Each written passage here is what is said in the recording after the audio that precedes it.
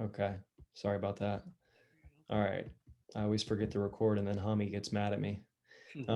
Okay, so we are back. So thank you very much to Dr. Hasmani, who spoke on Tuesday regarding cardiovascular health. Hopefully everybody got some pearls out of that. Again, here is the 10-part lecture series that we've been given. Today we are on session 8, and we only have 2 left after today. Next week will be the last 2 sessions for the 10-session series here. And so next week we have some big announcements, some big changes. So we've had many providers reach out, and kind of like Doug and myself, we're kind of back to work, about 30-40% of our capacity. And so we've had a lot of people ask if we could potentially, tape these, put them on at nighttime. So we are going to oblige. We are actually making a change into the schedule. So anybody that signed up for next week's courses, we are actually going to take the Tuesday and Thursday courses from 1 p.m. and we're going to switch them to the primetime spot of 8 p.m. So hopefully that'll be a lot more accommodating to, all of you guys who are back to work, all of your providers who are back to work on a limited capacity, and we'll give you the chance to log in. Really excited for those courses, tongue ties and beyond. I think you guys, it's a must. It's a you can't miss. I think there's so many of these going on in your practices that you'll see, and the power that one provider can have to be able to find something that's so easy to look for and so commonly misdiagnosed and undiagnosed really is super powerful. So we're going to go into how the program that we have here for babies as well as adults. So really excited for that, as well as Lauren's going to be back next Thursday to talk about the oxygen advantage and the healing power of proper breathing. Lauren is our licensed Buteyko breathing practitioner and our myofunctional therapist here. So I'm really excited for her to be able to work with you guys next Thursday night at 8 p.m. Again, we'll be sending an email out about the changes here, but we're excited to move into the primetime spot, and which means that there's a lot of progress going on around the country. It means that people are kind of back to helping people, and that's kind of what we do best. And so tonight, if anybody's interested, I'm being featured. I'm giving a talk tonight on Dental Nachos Live at 8 p.m. And I am going to do my lecture on the inseparable truth between bruxism, TMD, and sleep apnea. So if anybody missed session 1 of this 10-part series, I'm kind of going to be highlighting that. I know I did 2 hours of that here. They've asked me to speak for an hour tonight. So I will be on Facebook Live tonight on Dental Nachos for an hour to talk about the inseparable truth between bruxism, TMD, and sleep apnea. For all of you who have been asking where you can find recorded lectures and where you can find out more about me, my practice, here are our social media sites. We have a Facebook page, Instagram page, YouTube page. The YouTube page and the Facebook page are where you can see our recorded videos. The video today will be up for viewing as well. And so let's transition into what we're going to talk about today. So for everybody who's heard me speak before, I think all of you know how total health I am and how I preach to a daily basis to everyone that walks into my practice, sleep, nutrition, exercise, and mental wellness. And so, today we're going to talk a lot about exercise, stress relief, things of that nature. So I think it's very applicable to what we do in our center. And so to get into our speaker today, so we have Dr. Doug Adams. He is a physical therapist, local physical therapist here in Delaware. He's got a fantastic couple of practices. He is one of the most whole health centered physical therapists that I know. He's really pushing the limits to the typical physical therapy practices that I think we're all kind of used to. And so Doug not only spends his time treating patients in his clinics, but he also is very dedicated to education, research, technology advances, and hopefully he'll be talking a little about some of the things that he's been working on here in the last couple of years. But some really neat stuff coming out of his practices and from him and his team. So with that, I'm going to turn it over to Doug and kind of let him take the floor, and he can do a better introduction of himself and go through his material today. So Doug, let me go ahead and make you host. All right, so you should have complete power.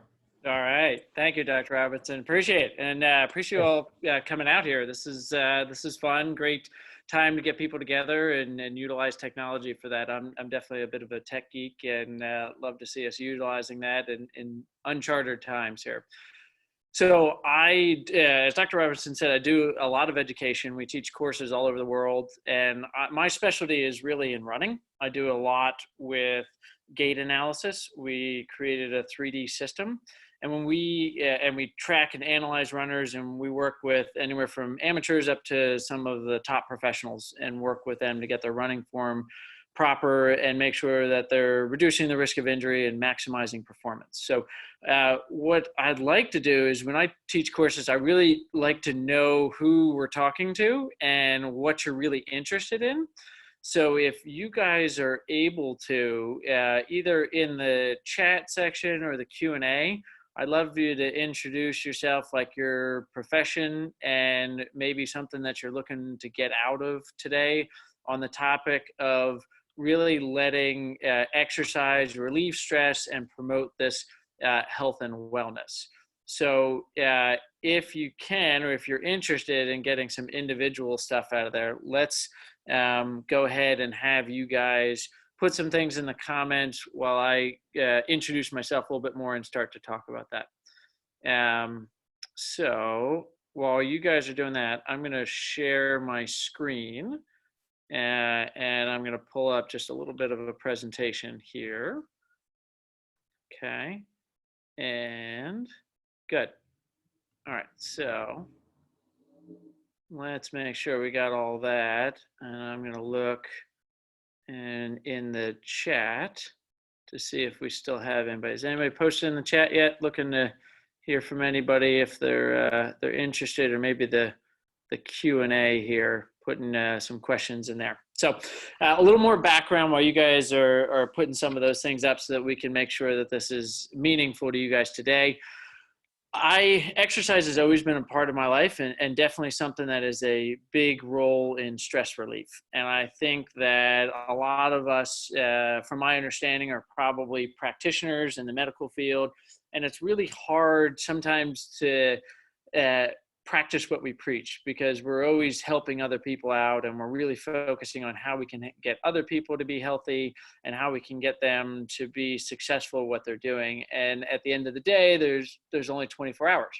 So we really need to be able to start to see how we can help people out, and what we can do to keep ourselves. Because we have a saying, my wife and I, when we're doing things, we have 3 young kids, and we say, sometimes you have to put your own mask on, and that comes from when you get on an airplane and you get the safety briefing. They always say you have to put your own mask on first before you can help anybody out. I think a lot of successful clinicians, a lot of successful people in the medical field are really looking to see how they can help put their own mask on a bit. So we're going to go over some basics, and then I'm going to talk about some strategies. Thank you, Alex, for putting something on there, looking for some stress relief, some basic body weight exercises, and beginning running form. We're also looking for some best exercise to help to create musculoskeletal pain from plantar fascia to sciatic area. Good. So keep those questions coming. Those are some good things. We'll talk about that. But we're going to do some just general exercise stuff going over that. So one of the things that I always like to talk about is, if there was this magic pill, let's say that we could have a secret pill, and it strengthened your muscles and your bones, it improved your circulation, lowered your blood pressure, promoted good cholesterol, and reduced anxiety and depression. That would be a pretty good pill. And I think most people would say, sign me up. And I think most insurances would even probably pay for it because it did all those things. But unfortunately, that pill doesn't really exist. And I always actually debate with people if people would actually take this pill, even if it did, because it feels good to work for things, and it feels good to earn some of those things. And that's why I think when we consider exercise as a productivity tool, or as a stress relief, or as health and wellness, it really is that magic pill. And we're not just doing it as a passive item. We have to do it actively. We have to get out there and earn it. We need to sweat. We need to work hard. If we're not doing that stuff, then some of those benefits will go away. It might not reduce anxiety and depression. It just moves the bar on what constitutes anxiety and depression. So I think that when we start to think about exercise, we see that it is this magic pill, but it's not going to be that easy. And you're going to have to put some effort into it. And that effort is what makes it worthwhile. We need to be able to say, I worked hard for this. I work a ton with runners. And one of the things that runners love to do is complain about running. As much as they love running, they love to complain about how hard it is and how challenging it is. And I don't think they'd get as much benefit from it if they weren't thinking about how challenging it is if they didn't go out and earn it. So if you're looking for, there are some quick, easy things that you can do exercise-wise, but adopting that mindset of I'm going to work for this and I'm going to get great rewards if I'm willing to put a little time and effort in, you'll get dividends on what you invest. So now for the next part, understanding how this affects our body and our brain. And I think the brain really controls a lot of what we do. And we basically have our own pharmacy in our skulls, and it controls a lot of the things that happen in our body. And when we exercise, our brain becomes more efficient. And we really want to focus on how we can be our best and how we can be our best selves. And I know this even personally, after I started my company Omega Project back in 2018, I had a bit of an embarrassing exercise injury. I ran into a parked car and fractured my leg in 2 places. It was very embarrassing, but it gave me a lot of good perspective on what it was like to not have exercise in my life and how hard that was. Physically, emotionally, mentally, my brain, I just felt like I wasn't as productive of a clinician. I wasn't getting a lot of the same results that I was used to getting with my patients because it was hard for me not being as efficient. I put 10 pounds on quickly. My brain wasn't going. My sleep was interrupted. All those things are affected by it.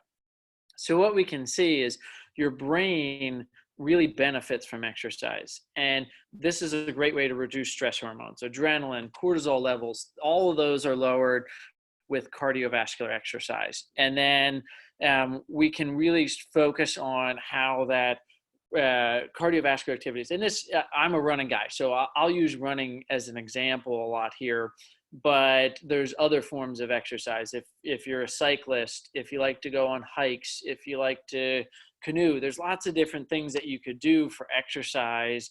But since I'm the running guy, I'll kind of default to running, but you can substitute that in for your own form of exercise. But what those do is it really lowers some of those hormones in the body that can have a lot of negative effects on us. If you're coming home and you're always stressed out at the end of the day, incorporating some exercise in before you go home after a long day at the office can make a big difference for you. It also produces endorphins, and these are natural painkillers and mood enhancers that I think everyone would benefit from: a little less pain, a little better mood. So if we can produce these endorphins, that elusive runner's high, in my kind of field, runner's high is a big part of that. And I think that can be really helpful to focus on improving the mood and just generally enjoying yourself as well. There's also one of the things that we talk about a lot with our patients here is that stress is stress. And we also see that a lot of times there are real physical symptoms of mental and emotional stress. And I think the world is experiencing this as a little bit. Dr. Robertson said in the beginning that he and I were both starting to see patients coming back in. And we've seen a big uptick in patients in the last week or two because a lot of people were finding that exercise was this great stress relief and that they were really able to incorporate this in and use this as part of their management for the stress. But we're also finding a lot of people are getting injured at a higher rate. And we'll talk about some of those pitfalls to avoid of why they got injured, because there's some really simple things to do, and we want to focus on those later here. But we find that there's actual physical symptoms to stress. So if you're stressed, your muscles are tight, you don't feel like you move very well. All of those things, that muscle tension, the limited movement, can go and put you at risk for injuries. And I would say that the best way to achieve the benefits of exercise is through consistency of exercise. So if you're having to stop and start because of a sore calf or a tight shoulder, you're not going to get the same benefits. And we'll talk about that, why that is in a little bit. But all types of exercise can have these effects where we reduce our stress, produce endorphins, and reduce some of these physical symptoms. And so hopefully a lot of the people probably are already motivated to exercise that are on this call here. But if you're talking with your patients, if you're talking with your friends and your family, these are helpful points to share with them and convey. And all types of exercise can have these same kind of results. Now, it's important to understand exercise as we begin to use it as a way to help us, both from health and performance and productivity. So one of the things that we often hear with people with exercise is, well, I started to exercise and I felt worse. And we say, exactly, that is the case. That is what happens when you start. So I think it's really important for people to understand what we call the supercompensation model. And what that means is, if we look here at this initial stimulus, this is along the line of what we call homeostasis. The way that our body works is it likes what is happening right now. It says, this is pretty good. This is why sometimes you can go out and eat a huge meal and your weight doesn't fluctuate that much. Or you tend to stay within a 2 or 3 pound range within a certain amount of time. Now, over time, that starts to go up, I've learned as I've gotten older. But your body has a certain resting state that it really likes to stay in and perform. And what we've found is that when you institute exercise, this initial stimulus, you're actually going to find that there's a reduction in your performance and in the way that you feel. And this is called an alarm phase. And I often talk about people, a lot of times people tell me, well, I don't exercise, but I'm very active and I do a bunch of yard work and I do things. Well, let's say you go, and right now it's mulching season in Delaware. Everyone's been mulching their yards. If you go out and do that one time, you're going to have this alarm phase and you're going to feel pretty bad. And then you're just going to go right back to where you started at, because you're not moving into the next phase, which is the resistance. So if you continue to exercise in this initial phase, what we see is that your body starts to develop a way to adapt to the stresses that it's putting on it. So if you started mulching 3 days a week for 3 weeks, your body would start to figure out, okay, this is something we're going to do regularly. So we need to figure out how to be able to do this. So there's a turning point that's typically in the 7 to 10 day range. If you are consistent with it, your body starts to find ways to adapt. And this is a variety of things. If you've learned about exercise before, a lot of times we say it takes 6 to 8 weeks to build strength or to change the parameters of a muscle. But you get stronger and you get faster well before that, because we start to get efficient. Our body starts to learn how to move more efficiently. It develops neural pathways that make it more efficient. And all of a sudden you get stronger and you get better at the activity that you're doing, even if your muscle fibers look about the same. So then in about the 2 to 3 week range, we've gone through this resistance phase. And now we're kind of back to feeling like we were before. And people are like, well, great. Well, why would I do that 2 to 3 weeks? Well, now you're able to do so much more, though. So when you cross this homeostasis line, you're now feeling as good as you were before, or even starting to get better, but you're doing a lot more. You can now, hey, when I first started running, I could only run half a mile before I felt out of breath. Well, now you still might feel out of breath sometimes, but it's at 5 miles. And now you're able to really enjoy the benefits of those exercise. And then it moves into the important part, the supercompensation phase. And this is the part where you now become stronger and you start to get the benefits of the exercise and become even more efficient. And that's where we're really looking to achieve. So the purpose of this is say it's supposed to be a little hard to start, or else it wouldn't be as beneficial. But what we see is if you can stick with it, and if you can move through some of that, then you're going to get the super compensation and get to the benefits that you're all looking for from the exercise. Now, you'll notice there's also an exhaustion or G training phase. And this is why I get to meet most of the people that I do in my clinic, because we see that they start to do too much and they start to notice that they're improving. And then all of a sudden now they're progressing too quickly. And that's when we'll go into this detraining phase where you're still able to maybe do more exercise, but your body is actually breaking down at this point and you're not building your body up. One of the keys to exercise, and this is something I ask my runners all the time, do you get faster on a run or between runs? And they pause and they think about it and they say, well, I guess between runs. And that's right, because what happens is you put a stress on your body, you break it down, and then you recover better than you were. That's the super compensation model that we're talking about here. So, but what happens is if they don't rest enough, if they don't recover enough, then all of a sudden they move into this section of the chart here, section D, where they start to lose performance. And this is the very dangerous position to be in, because this is where people actually start to become stressed by exercise and they lose some of those benefits of the exercise because they're doing too much. And I would say there are a lot more people in the world right now that are in this because everyone's like, I have time. I can't tell you how many people I see out running that I never saw run before. And we know with running, there's actually about a 4 to 6 week delay in most injuries.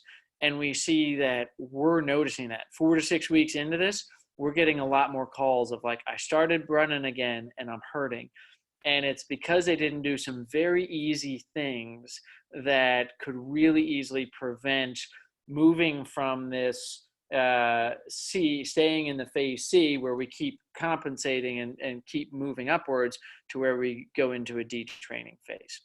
So that's what we really want to focus on, is how to get the most out of these exercises and what you can do. And then we'll talk about some specific exercises and some experience with running here. So how do we avoid that exercise becoming a stress?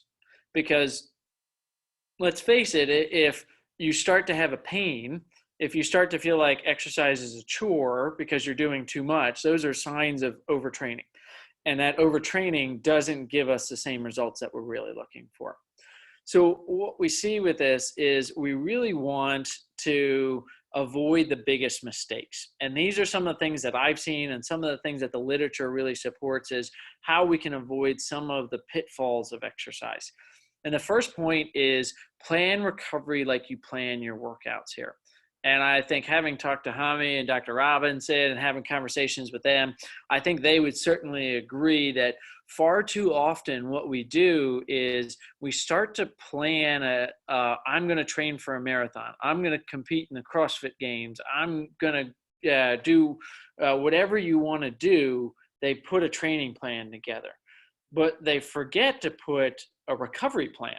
And now, instead of getting that super compensation, they're just breaking the body down. The only way to get the body better is by recovery. So if you're increasing those workouts, we need to improve things like, I know this is probably a popular topic here in this series, sleep. Sleep is huge. Hydration is huge. Nutrition, right? Hami 6 a.m. run. Like if you're going to be doing more activities, we need to make sure that your body is ready to do those activities and that you're recovering really well. So when I talk, this is even, I've had a couple people preparing for the Olympics in the last week or two, and we really talked about this, that I think that this is a time for them to focus on recovery. They were gearing up for the Olympic trials and they were doing a lot of work to get towards that. And there's no races in sight right now. So we said, this is the time to figure out how to get your recovery plan really dialed in so that you know how you recover really well, so that you can get geared up again. If the Olympics are back on next year, we'll get them going. We'll get them back doing that as we progress here. The next thing that I really like people to focus on is slow down. Okay.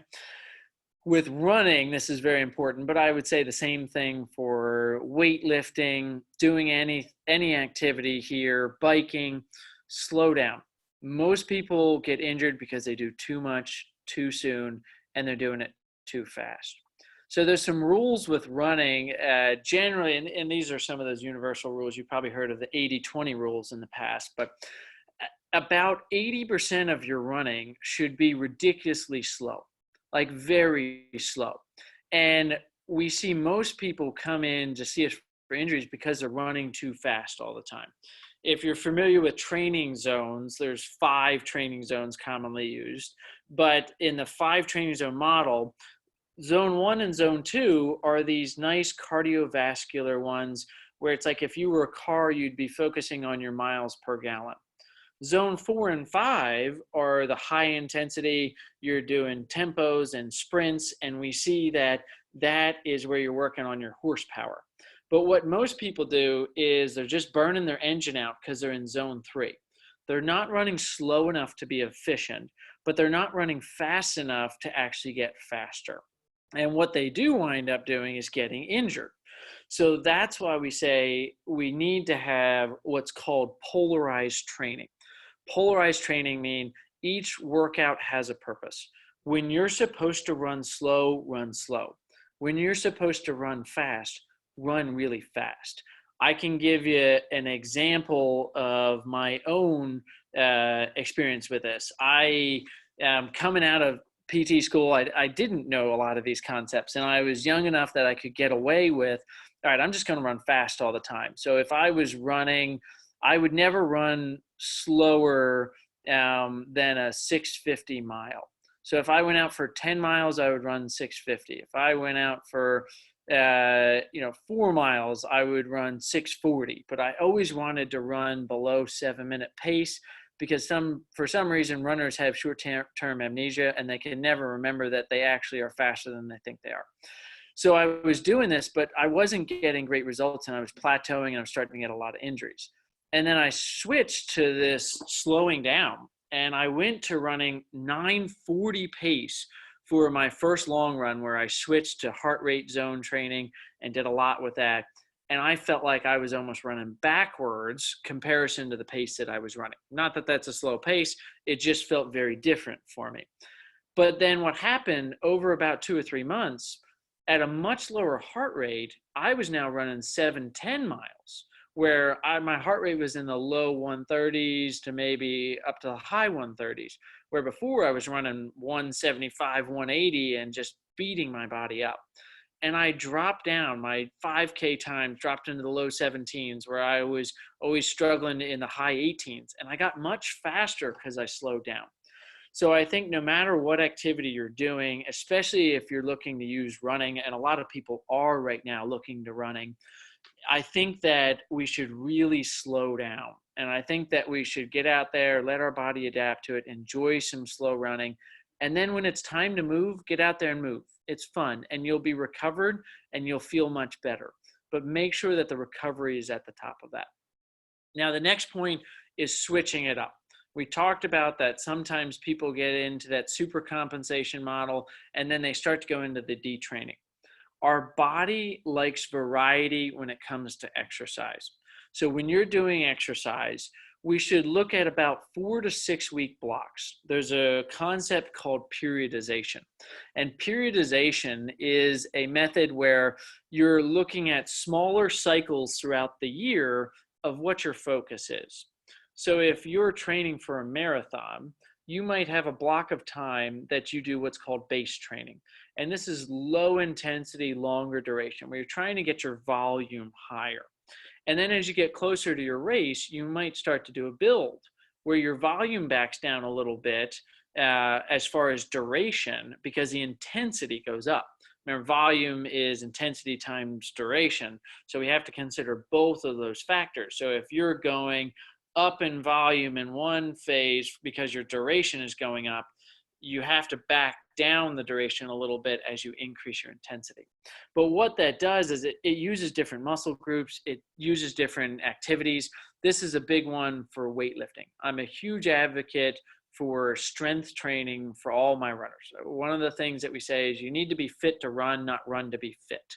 Okay, I'm the running guy. I'm huge on form and technique, but I'm just as big on strength and exercise and proper nutrition and recovery. So what we see is that their strength training plans, we might focus on different things where they're doing heavy strength training for a while, and heavy strength training is so important for runners, but they'll do heavy sets of four sets of 4 to 6 reps, and they're doing a lot of heavy strength training.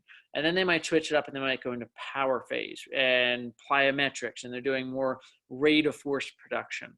And then we see another phase, they might go into a maintenance as they get closer to their competition. But the body needs that variety. And this is one of the things we do metabolic testing. And part of that metabolic testing, like the VO2 max, where they're measuring the oxygen in and out. And what we see is that kind of a surprising thing is that the more efficient you are in an activity, the less likely you are to lose weight at it. And the way that we describe this to our patients is that if you start running, and for simple math, every 10 steps you burn 1 calorie. As you continue to run and exercise, you're going to get more efficient, and you might burn 1 calorie every 15 steps now. So you have to take 5 more steps than you did before, which is going to mean that you're going to have to do a lot more activity. But if you switch it up and do a new activity that you're not as efficient at, you're going to burn more calories doing that. So if weight loss is something that you're looking for, then you might want to change it up so that you're not doing as much there with that. Somebody raised their hand here, so let's see. Let's see. I don't see. Let me see if I can see the question here. But somebody raised their hand. Maybe you can put whoever raised their hand. Maybe you can put the question in there, and type it out, and we'll come back to that because I can't see the question right now. If you can type it out, I'll address it there. Good. So while that's typing, we'll just talk about, go back to talking, switching it up. So every 4 to 6 weeks, you should have some type of change in your workout routine, and really look to see if you can change it up so that your body doesn't become too efficient. The next part is have a plan. And that goes into the same thing as the periodization that we're talking about, is it can be really helpful, even if you write it out, even if you just keep a simple journal. It doesn't have to be sophisticated. Write it out and see if you can put something on paper to realize, hey, wow, I really am increasing. I'm doing a lot. I'm changing a lot of activities here. And that can cause a lot of stress on the body. And don't be afraid to ask for help either. I found that even though I coach and I work with top athletes and I work with brand new athletes, I like somebody to tell me what to do once in a while too, and it's really helpful. So don't be afraid to get a coach to help you out with some of this stuff. Now, I'm going to talk also about, in line kind of with some of the other seminars here, the best performance enhancing drug, again, is not a drug, it's sleep. And this is a rare picture of when my son was young, of him actually sleeping. He wasn't much of a sleeper. He's almost 3 now, and he was much younger in this picture, but he was not a big sleeper. But we talk about that sleep is so important. That's when muscle recovery happens. That's when hydration balance happens. We improve our mental and our concentration. And you guys have probably heard this if you've been on the series. I'm not telling you guys anything new with this, but the sleep is so important. And this, even runners are often surprised to hear that they can drink and drink and drink after a run, but when you sleep at night, that's when the kidneys rebalance and do the hydration with that. So I think it's really important that we're able to get that recovery and that sleep and nutrition, because that's going to make a huge difference for you.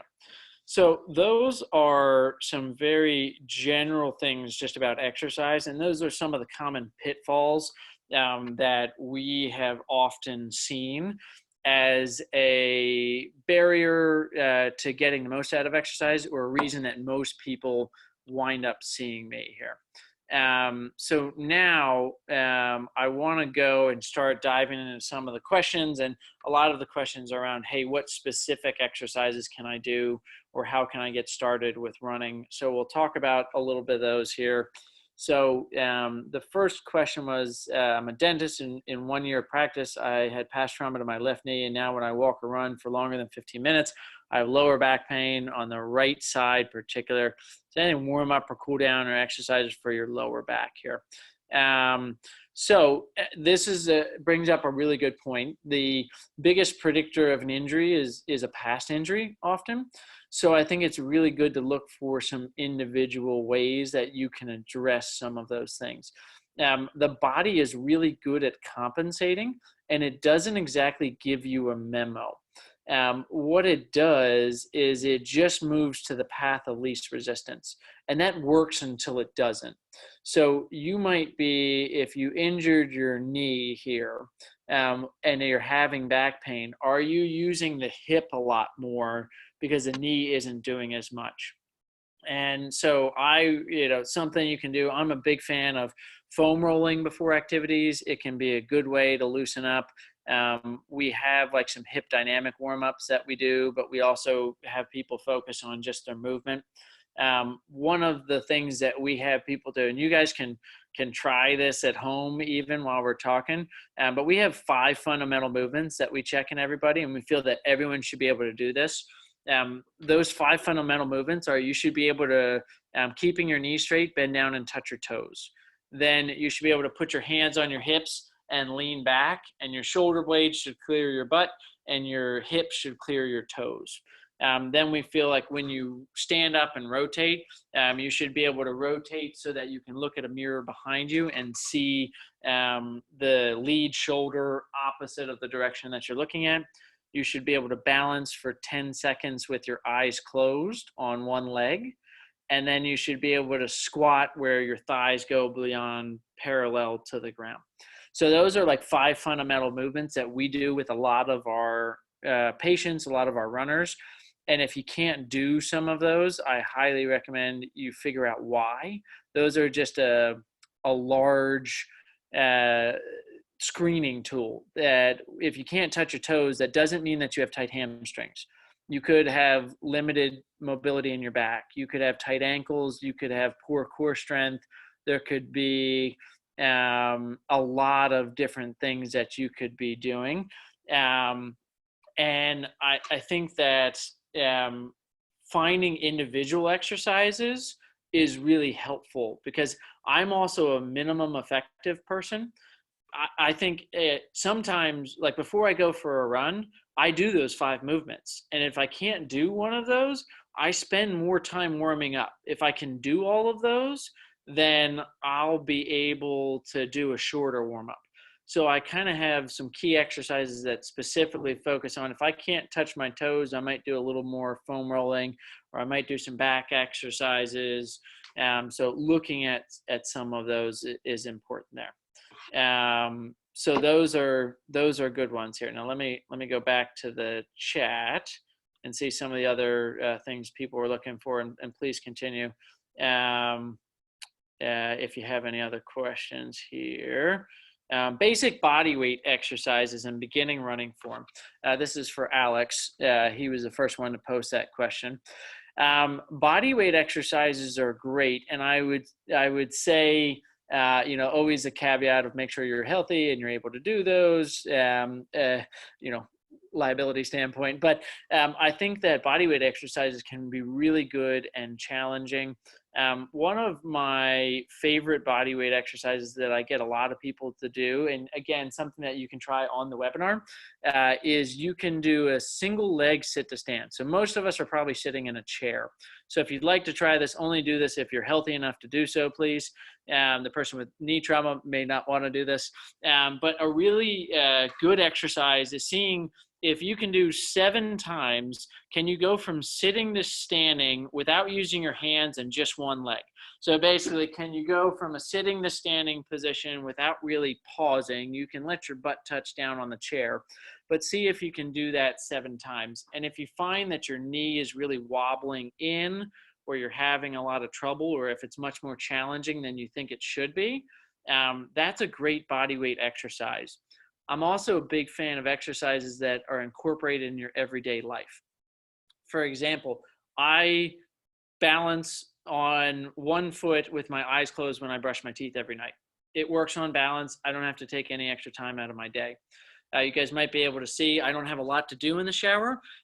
So doing calf raises is a great way to enjoy a little more time in the warm water.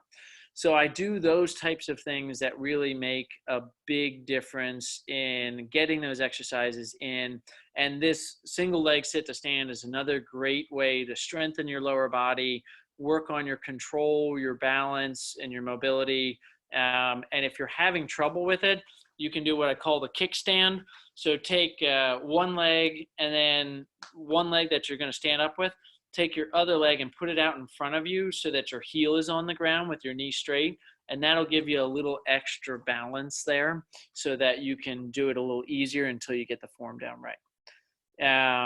So that's for Alex. And then the next question, Michaela. Yeah, hopefully I'm saying that right. Sorry if not. What is the best exercise to help decrease musculoskeletal pain for plantar fascia? So there are a lot of reasons that people develop, we call it plantar fasciopathy now. And what we see is that all the way, I think actually the question is all the way from the plantar to the sciatic area. So basically the whole leg there. There's a lot of things there. If we're talking specifically about the plantar fascia, then we really want to make sure that you have good ankle mobility, good toe mobility. We assess about 5 different things for people that have plantar fascia of individual reasons why they might not be able to do that.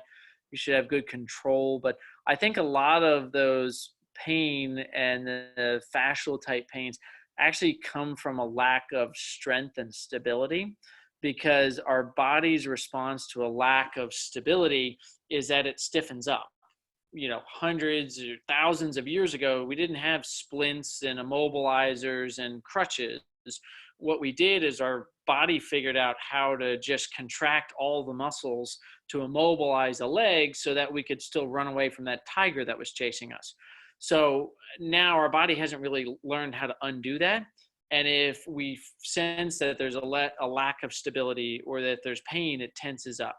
So building strength and teaching your brain that you're able to use that leg is going to be a big issue there. All right, next one is lower back problem and upper shoulder pain, and hygienist is something to deal with every day. Please show us what to do. Okay, yes, that's a great one for the audience there. Very good question. Thank you. So with that, I maybe haven't been the best example of this here. Posture is really good. Mobility is a great one here. If you're leaning forward a lot of time, that's going to put a lot of stress on the back and on the neck as well here, especially on the upper traps as you're using your arms with it. So a really strong shoulder blade and a really mobile shoulder blade is very important with that. One of the easiest ways to do this is just focusing on a shoulder retraction. So if you're doing this, hopefully you can see this, as you're retracting the shoulders, it's like a pencil is between your shoulder blades, and you want to bring the shoulder blades down and together. You don't want to be trying to pop your head off, because that's going to put a lot of stress on the upper traps, which are here. But what we see, if you can focus on good mobility with foam roller and all of the things that are focusing on getting mobility and stability with this, that's a huge one. A lot of people have bands as well. A good overall shoulder strengthening activity that I like to do is hold a band kind of at your waist. And I call this like the Braveheart, like leading a charge exercise. You take your arm holding the band with like no tension on at the bottom, and raise your arm up and out. And that's a really good exercise that works all different motions of the shoulder. So that's a lot of bang for your buck there to build strength and really make sure that you're reducing some of the stress in the lower back and upper shoulder. But core strength is another thing for that with low back. I would say one of the issues a lot of people are having with core strength is that they don't have enough hip flexor mobility. So stretching out the hip flexors is a big one there. So make sure you're looking at some of that here. Full extension pull-ups for strength training. Yep, from Alex here. Pull-ups are a great exercise. I love pull-ups there. I love a lot of that. Shoulder mobility, you can do a lot with those. So moving on to the next question from Tina, interested in daily stretches to relieve muscle fatigue after a full day of clinical dental hygiene. Yes, and it depends on kind of where the fatigue is, but finding a daily routine here, maybe we can post as a comment. I have a little, I shy away from using the word yoga for it. It's more like a stretching series, but I have a stretching series that I do that's it's more like a stretching flow, and you can take anywhere from 2 minutes to 20 minutes doing it. And it is something that we use with a lot of our runners that have a lot of stress, and it's something that you can do at the end of the day. So finding something, but I would also say, also consider that not only stretches, but strengthening will really help relieve muscle fatigue. And I think that that's an important part. And I'm a huge advocate for the strength, that everyone really does a lot with the strengthening. Good. So I think there might be another question. I'm going to close the chat here. No, I think that was all that was shared here.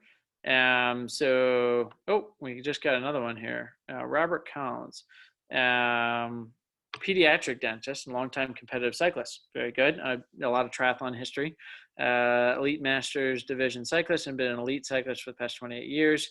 Cycling for so many years, 5 to 6 days a week. I found that if I take more than one day off the bike, my cycling muscles react very negatively. A lot of muscle cramping that can be debilitating. Even walking is painful. If I get back on the bike, it goes away. Does this make any sense to you? And do you know if anything that could help? Yes. So, your muscles do get used to a certain amount of activity, and I have seen this with higher level athletes. They feel very fatigued. Your body is actually starting to recover in that situation, and recovery is tough. It is challenging. I know, and this isn't always a popular answer for this, so I apologize if it's not what you're looking to hear, but sometimes you need to hear certain things too, right? So what I found is that you need to incorporate more recovery into your day-to-day activities, and cross-training would probably be something that you'll see a lot of benefit from doing. I know cycling is similar to running. Like, the perception in the cycling world is, and I treated a world-class cyclocross guy. He was a world champion for a while. And we worked with him a lot, and we got him doing a lot of cross training, and got him doing a lot of different things, and his performance spiked.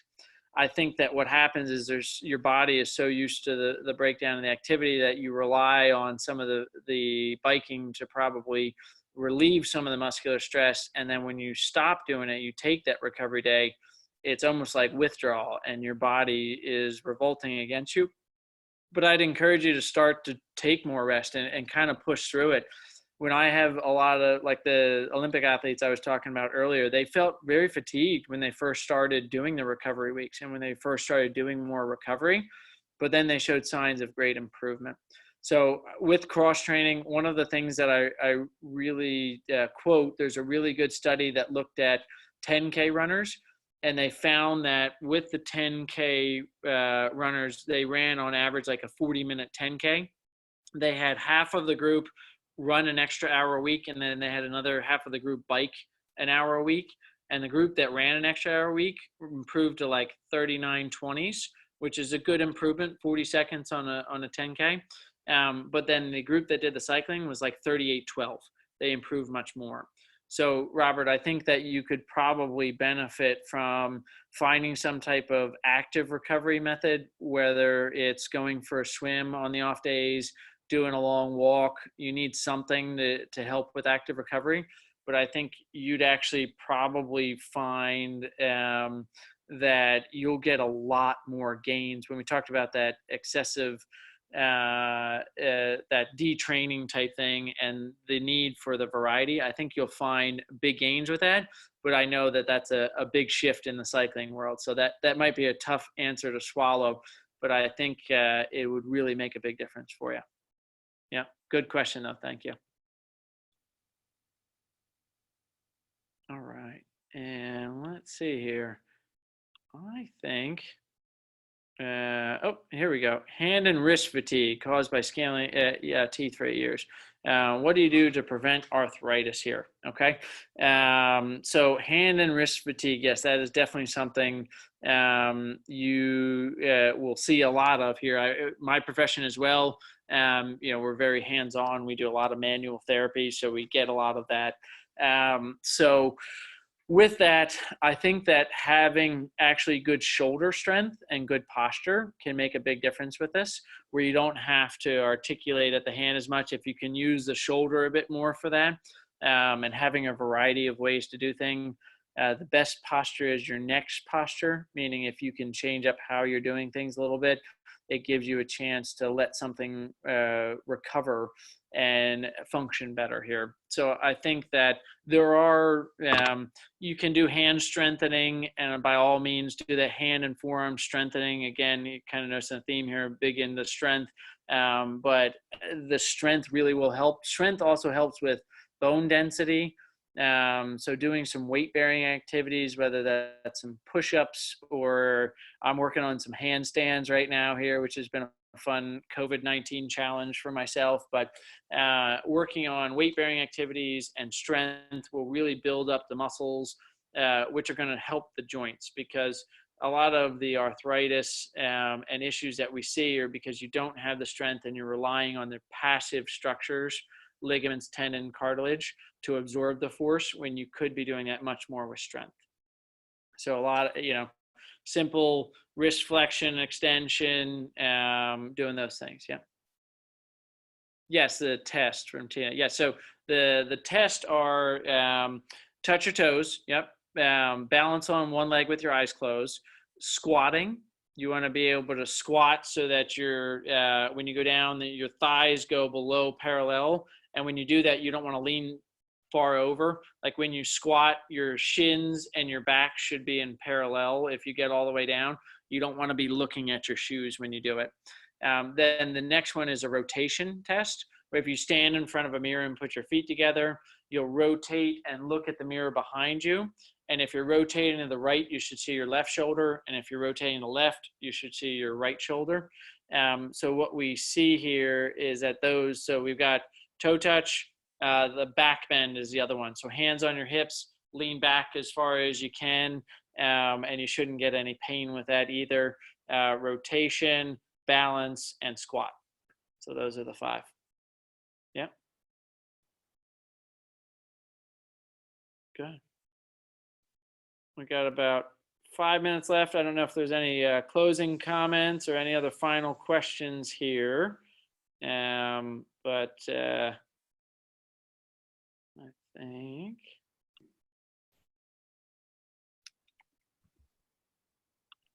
Yeah. And let's see. I think we got all the Q&A and all the chat. So, and if we want to hand it back to Dr. Robinson or Hami to kind of wrap up, but thank you guys for having me on. I really appreciate it. You can find us at Omega Project PT. We're on Instagram and on Facebook. So if you're in the area, or if not, we treat runners from all over the world, tend to come in. So if you have questions about that, or specifically getting started with running, happy to be a source of information for that. We've got some resources on our website as well to look more into that. Awesome, man. I think that was great. I think the topics of discussion were very valuable to a lot of people. So I really appreciate your time, your expertise on the subject matter here. I think it's a diversion from what we're used to. So I think it's a much welcomed diversion at that. So thanks again, man. I really appreciate it. Be well. Tell the family we said hello, and we'll catch you soon, Doug. Likewise. Thank you, guys. All right, guys. I'll have a good one. Hami, do you have anything else? No, I wanted to just hop on. Sorry, I hopped on. I logged on your account here, Doc. I just wanted to thank Doug Doug's been very helpful to me since I got into the running industry, so to say. So I was really excited that you had the time, the hour to give our audience. So, and it seems, if you're seeing, we're already getting a bunch of thank you messages. So thank you so much. All right. Very good. Thank you all for having me. Yeah. All right. Thanks, guys. Everybody have a great day. All right. Bye-bye. All right. See you guys.